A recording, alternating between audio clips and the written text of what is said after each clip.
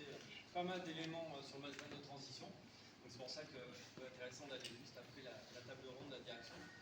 Et donc on a pu évoquer notamment tout ce qu'on a apporté. Donc déjà, le définir, ce qui est quand même important, consiste à faire entrer dans une organisation de ressources externes dans le temps d'une transformation. Donc là, je fais volontairement, on parle de transformation et pas uniquement de crise, parce qu'on a souvent tendance à parler du management de transition sur la crise, et c'est par cette rentrée-là généralement qu'on est sollicité, alors qu'on est là avant tout pour une transformation globale.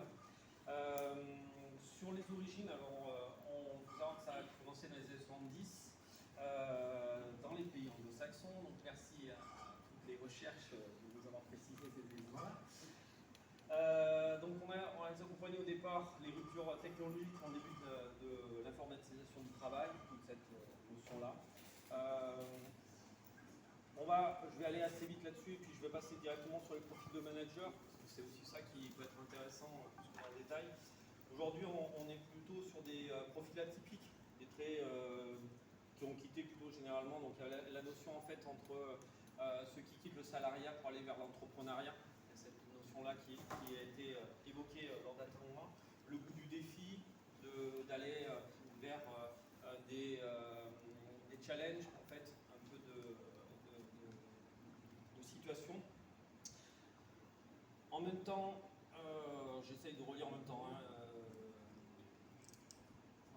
Donc en fait, il y avait cette notion aussi qui a été apportée, c'est faire attention qu'on ne soit pas dans la notion de la question du sauveur. On n'est pas là pour être le sauveur, on est là pour faire vivre une organisation et donc du coup partir des ressources qui sont dans l'organisation et donc du coup donner cette notion du sens, redonner la notion du sens, repartir de cette base-là, donner du clinique, donc ça revient à ce que je disais, on est parti. Voilà.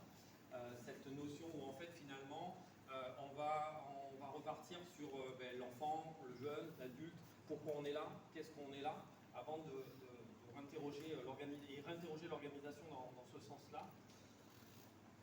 Je relève. On a dit beaucoup de choses, il y a eu pas mal de chance. Dans la nature des missions qu'on a, ça va être de tout type. Alors, elles vont toucher deux domaines. On va se retrouver principalement sur des missions qui vont avoir des problématiques RH. Ça va vous allez retrouver. On va se retrouver donc à repartir, à remettre en place un manager de transition. Il va être amené à re-questionner l'organisation pour essayer de retrouver un équilibre en fait et redonner une mission qui est réussie. Ce qui a été dit, c'est une mission où quand on est parti, il y a une stabilité, une continuité. C'est pas tellement que on est content d'avoir vu le manager et qu'il a bien fait son travail. C'est avant tout que derrière, la personne qui va reprendre et qui va poursuivre le travail va être dans une continuité et qui du coup va avoir une certaine stabilité. Et ça c'est quand même aussi très important parce qu'en fait finalement quand on arrive dans une mission, on est déjà dans la notion du départ. C'est-à-dire que globalement on n'est pas là pour rester. Alors il y en a qui vont, ça a été aussi la question de le manager de transition, c'est qui se positionne, est-ce qu'il y a celui qui se cherche, donc ça c'est toute la posture de quand on veut devenir manager de transition. Est-ce qu'on veut rester dans le salariat? Est-ce qu'on cherche un poste encore à temps plein et puis on veut faire de la transition en attendant? Il y a toutes ces questions-là qui ont été échangées dans la table ronde. Du coup, il y a toute... pour résumer, pour aller assez vite, c'est toute la question de, en fait, c'est le même métier, on va dire, c'est un métier similaire à la direction, mais en parallèle, et qui, par contre, c'est une posture de manager qui va être un peu différente. C'est-à-dire que globalement, on en a débattu avec les différents points, c'est-à-dire que du coup, c'est une façon de passer dans un autre monde. En fait, on n'est plus salarié, on devient entrepreneur, on n'est pas fixe dans un établissement. Mais par contre, on est dans à court terme, et donc du coup, on essaye de remettre on remet en situation un établissement qui revient. Toute la question de redonner, on fait dire, une mouvance dans l'équipe pour qu'elle devienne actrice en fait de sa propre organisation. Je n'ai pas les mots savants qu'on nous a donnés, je fais exprès. Mais par contre, en fait, c'est tout se partir un peu. Alors la notion On se met autour de la table et on essaye de reconstruire l'organisation, et c'est bien, ça repart du cœur de l'organisation, et c'est pas le manager de transition en fait qui le porte, c'est bien l'équipe qui va devenir en fait actrice de cette réorganisation et d'organisation. Et ça, c'est vraiment le point. Sur les différents profils, donc je le disais, on est tous des managers, on va dire globalement, avec des profils atypiques et avec une évolution. C'est-à-dire que moi, on a pu voir que globalement, on voit qu'il y a un parcours qui se fait aussi dans le passage de la première mission. On avait autour de nous des différents managers de transition qui passent par du CDD, qui vont, on cherche des missions, et puis après, petit à petit, on bascule sur l'entrepreneuriat totalement, et on devient un peu totalement indépendant. Alors indépendant, moi je rajoute un autre élément, c'est qu'on travaille en partenariat avec des cabinets. On avait la chance du coup d'en avoir un. On a évoqué aussi les différents types de cabinets qui proposaient ce type de mission, aussi bien en RH, donc qui font que de la ressource humaine, et qui sont en fait du coup des cabinets qui vont être plutôt poser quelqu'un dans une organisation, mais qui peut-être en termes d'accompagnement seront beaucoup moins présents, et d'autres cabinets qui eux pour contre vont mettre en place une structure en fait d'accompagnement, qui certes il y a un manager de transition, mais derrière en fait il y a toute une organisation qui permet au manager de transition de pouvoir œuvrer dans la mission. Et ça c'est quelque chose aussi hyper intéressant pour un manager de transition, parce que quand on débarque, voilà, on va d'abord dans des missions RH, et puis petit à petit on se rend très vite seul. Donc l'avoir quand même, voilà, une organisation, comme si on avait un établissement en fait. C'est l'idée d'avoir un établissement et qu'on va chercher nos ressources de RH, de compta à l'extérieur, ou de spécialistes auprès là du coup d'un cabinet.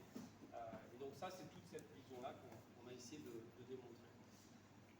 Voilà rapidement. Est-ce que vous voulez rajouter? Je ne sais pas si j'ai bien ces petits. Oui, ça va? C'est bon? Merci. Dans ceux qui ont participé, est-ce qu'il y en a qui.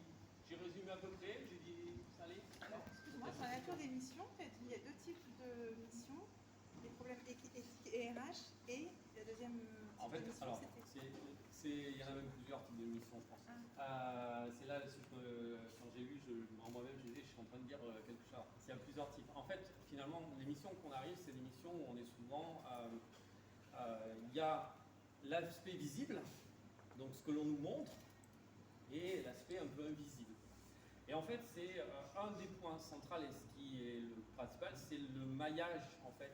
C'est la perte, en fait, souvent de liens entre la direction, le codière, la direction chef d'État. En fait, on voit très bien qu'il y a une déstructuration en fait, de la chaîne.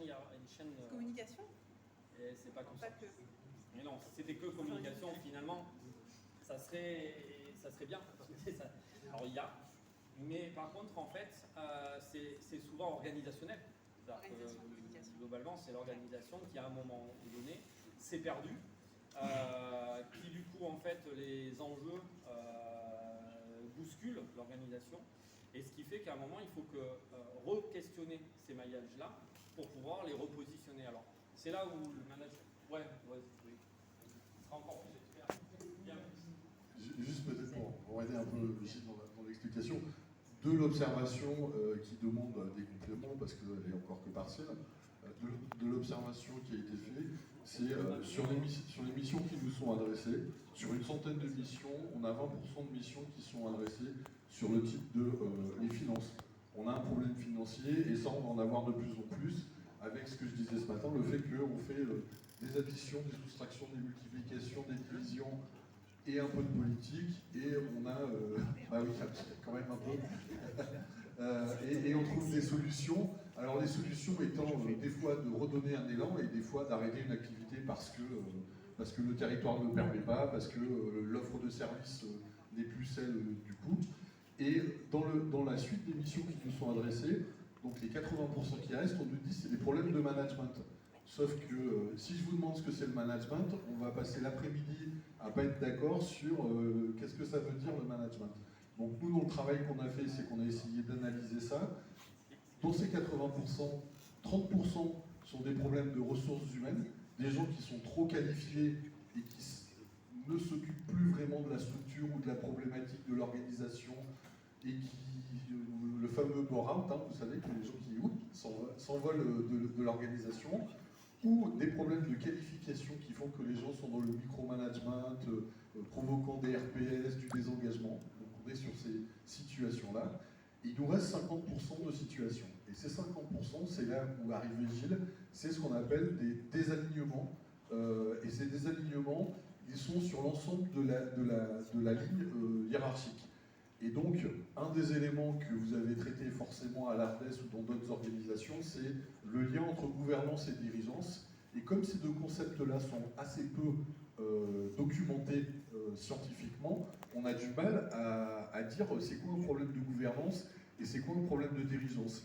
Et donc, le découpage qu'on a fait nous, c'est de dire il y a des problèmes de gouvernement, il y a des problèmes de direction, il y a des problèmes d'encadrement, et il y a une désaffiliation de la pratique de terrain avec ces alignements-là. Et donc, vous voyez par exemple les associations qui, sur une opportunité géographique, faisaient de la protection de l'enfance et s'en viennent à gérer un EHPAD qui était dans le secteur. Et donc, ces désaffiliations-là, elles sont porteuses de rupture de sens, de rupture des contrats, alors pas simplement les contrats de travail, mais y compris les contrats symboliques. On a accepté de travailler dans cette organisation en étant un peu moins payé, en étant dans la convention collective machin truc et pas bidule chose, etc., etc. Mais ces ruptures se font sur le sens, et c'est là où on va rejoindre les problématiques des autres tables de travail, de l'attractivité, de la qualification, de la déqualification. Et donc une majorité de notre travail, nous, est de remettre en place, d'essayer de remettre en place ces structures d'affiliation et de réorganisation du sens. Alors après, la question du sens, ça passe par comment on recrée une culture de l'association, comment on recrée une culture du métier, etc., etc. Voilà pour les éléments d'analyse.